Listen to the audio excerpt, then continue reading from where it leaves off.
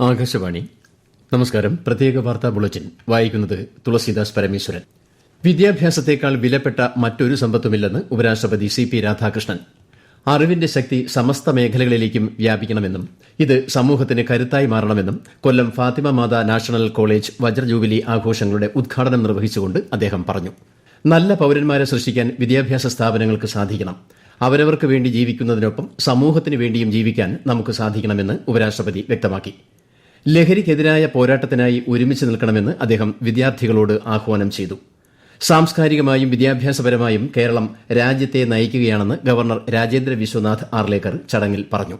കേന്ദ്ര സഹമന്ത്രി സുരേഷ് ഗോപി, മന്ത്രി കെ.എൻ. ബാലഗോപാൽ ഉൾപ്പെടെയുള്ള പ്രമുഖർ പരിപാടിയിൽ പങ്കെടുത്തു. 2 ദിവസത്തെ കേരള സന്ദർശനത്തിനായി ഇന്ന് ഉച്ചയോടെ തിരുവനന്തപുരത്ത് എത്തിയ ഉപരാഷ്ട്രപതി പിന്നീട് വ്യോമമാർഗ്ഗം കൊല്ലത്ത് എത്തുകയായിരുന്നു. ഇന്ത്യൻ കയർ കയറ്റുമതി ഫെഡറേഷൻ പ്രതിനിധികളുമായും അദ്ദേഹം കൊല്ലത്ത് കൂടിക്കാഴ്ച നടത്തി. ഇന്ന് രാജ്ഭവനിൽ തങ്ങുന്ന ഉപരാഷ്ട്രപതി നാളെ Thiruvananthapuram Sree Chitra institute for medical സയൻസസിൽ നടക്കുന്ന പരിപാടിയിൽ പങ്കെടുക്കും. ഉപരാഷ്ട്രപതിയുടെ സന്ദർശനത്തോടനുബന്ധിച്ച് തലസ്ഥാന നഗരിയിൽ സുരക്ഷ ശക്തമാക്കി.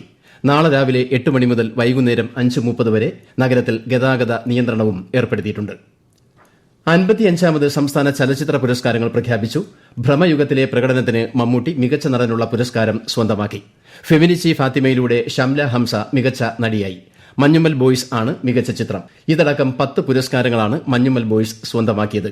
ഫെമിനിച്ചി ഫാത്തിമ മികച്ച 2ാമത്തെ ചിത്രമായി. പ്രേമലു ആണ് ജനപ്രിയ ചിത്രം.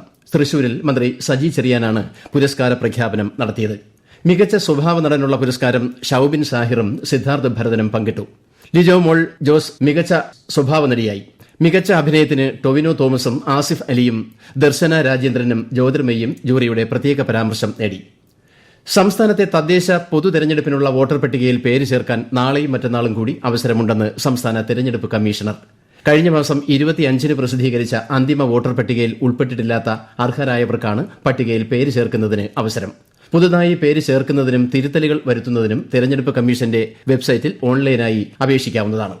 സംസ്ഥാനത്തെ തദ്ദേശ തെരഞ്ഞെടുപ്പിൽ മത്സരിക്കുന്നതിന് രാഷ്ട്രീയ പാർട്ടികൾക്ക് ചിഹ്നം അനുവദിച്ച് സംസ്ഥാന തെരഞ്ഞെടുപ്പ് കമ്മീഷൻ വിജ്ഞാപനം പുറപ്പെടുവിച്ചു.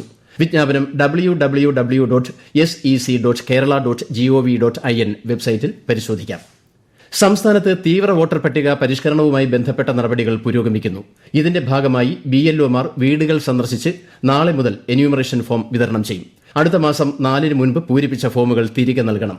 ഡിസംബർ 9-ന് കരട് വോട്ടർ പട്ടിക പ്രസിദ്ധീകരിക്കും. കരട് പട്ടിക സംബന്ധിച്ച പരാതികൾ 2026 ജനുവരി 8-ന് മുൻപ് സമർപ്പിക്കണം. അന്തിമ വോട്ടർ പട്ടിക ഫെബ്രുവരി 7-ന് പ്രസിദ്ധീകരിക്കും. വർക്കലയ്ക്ക് സമീപം ട്രെയിനിൽ നിന്നും തള്ളിയിട്ടതിനെ തുടർന്ന് ഗുരുതരമായി പരിക്കേറ്റ പെൺകുട്ടിക്ക് മെഡിക്കൽ ബോർഡ് രൂപീകരിച്ച് വിദഗ്ധ ചികിത്സ ഉറപ്പാക്കുമെന്ന് ആരോഗ്യമന്ത്രി വീണ ജോർജ്. ഇത് സംബന്ധിച്ച് തിരുവനന്തപുരം മെഡിക്കൽ കോളേജ് സൂപ്രണ്ടിന് മന്ത്രി നിർദ്ദേശം നൽകി. മദ്യലഹരിയിൽ കേരള എക്സ്പ്രസ് ട്രെയിനിൽ കയറിയ ആളാണ് യുവതിയെ ആക്രമിച്ചത്. പ്രതിയെ പിന്നീട് കൊച്ചുവേളിയിൽ വെച്ച് റെയിൽവേ പോലീസ് അറസ്റ്റ് ചെയ്തു. ട്രെയിനുകളിൽ സ്ത്രീ യാത്രക്കാർക്ക് മെച്ചപ്പെട്ട സുരക്ഷ ഒരുക്കണമെന്നാവശ്യപ്പെട്ട് കെ.സി. വേണുഗോപാൽ MP കേന്ദ്ര റെയിൽവേ മന്ത്രിക്ക് കത്തു നൽകി. വർക്കലയിൽ വെച്ച് ഓടിക്കൊണ്ടിരുന്ന ട്രെയിനിൽ നിന്ന് മദ്യലഹരിയിലായിരുന്ന അക്രമി യുവതിയെ ചവിട്ടി ട്രാക്കിലേക്കിട്ട സംഭവം സ്ത്രീ യാത്രക്കാർ നേരിടുന്ന അപകട സാധ്യത തുറന്നു കാട്ടുന്നതാണെന്ന് കത്തിൽ പറയുന്നു. ആക്രമണത്തിന് ഇരയായ പെൺകുട്ടിക്ക് ചികിത്സാ സഹായം നൽകാൻ റെയിൽവേ മന്ത്രാലയം തയ്യാറാകണമെന്നും ആവശ്യപ്പെടുന്നുണ്ട്. പത്തനംതിട്ട നിലയ്ക്കലിൽ അത്യാധുനിക സംവിധാനങ്ങളുള്ള സ്പെഷ്യാലിറ്റി ആശുപത്രിയുടെ നിർമ്മാണോദ്ഘാടനം നാളെ മന്ത്രി വീണ ജോർജ് നിർവഹിക്കും. നിലയ്ക്കലിൽ ദേവസ്വം ബോർഡ് അനുവദിച്ച ഭൂമിയിലാണ് ആശുപത്രി നിർമ്മിക്കുന്നത്. 6.12 കോടി രൂപയോളം ചെലവഴിച്ചാണ് സ്പെഷ്യാലിറ്റി ആശുപത്രി സജ്ജമാക്കുന്നത്. സംസ്ഥാന ചരക്ക് സേവന നികുതി വകുപ്പ് സംഘടിപ്പിക്കുന്ന GST രജിസ്ട്രേഷൻ ഡ്രൈവ് എല്ലാ ജില്ലകളിലും ആരംഭിച്ചു. കൂടുതൽ വ്യാപാരികളെ GST സംവിധാനത്തിന്റെ പരിധിയിലേക്ക് കൊണ്ടുവരുന്നതിനും GST റിട്ടേണുകൾ ഫയൽ ചെയ്യുന്നത് വർദ്ധിപ്പിക്കുന്നതിനും വേണ്ടിയാണ് ക്യാമ്പയിൻ. 40 ലക്ഷത്തിന് മേൽ വാർഷിക വിറ്റുവരവുള്ള ചരക്കുകൾ മാത്രം കൈകാര്യം ചെയ്യുന്ന വ്യാപാരികളും ബിസിനസ്സിൽ സേവനം കൂടി ഉൾപ്പെടുന്നുണ്ടെങ്കിൽ 20 ലക്ഷത്തിന് മേൽ വാർഷിക വിറ്റുവരവുള്ള ബിസിനസ്സുകാരും നിയമപ്രകാരം നിർബന്ധമായും GST രജിസ്ട്രേഷൻ എടുക്കേണ്ടതാണ്. KSRTCക്ക് പെൻഷൻ വിതരണത്തിന് 74.34 കോടി രൂപ അനുവദിച്ചതായി ധനമന്ത്രി K.N. ബാലഗോപാൽ. ഈ വർഷം പ്രത്യേക സഹായമായി 350 കോടി രൂപയും പെൻഷൻ വിതരണത്തിന് 583.4 കോടി രൂപയുമാണ് ഇതുവരെ നൽകിയത്. ഏകാരോഗ്യം പരിപാടി എല്ലാ ജില്ലകളിലേക്കും വ്യാപിപ്പിക്കാനൊരുങ്ങി ആരോഗ്യവകുപ്പ്. ഇതിന്റെ ഭാഗമായി സാമൂഹ്യ അധിഷ്ഠിത രോഗനിരീക്ഷണത്തിന് തദ്ദേശ സ്ഥാപനങ്ങൾക്കുള്ള വിശദമായ മാർഗ്ഗരേഖ പുറത്തിറക്കിയതായി മന്ത്രി വീണ ജോർജ് അറിയിച്ചു.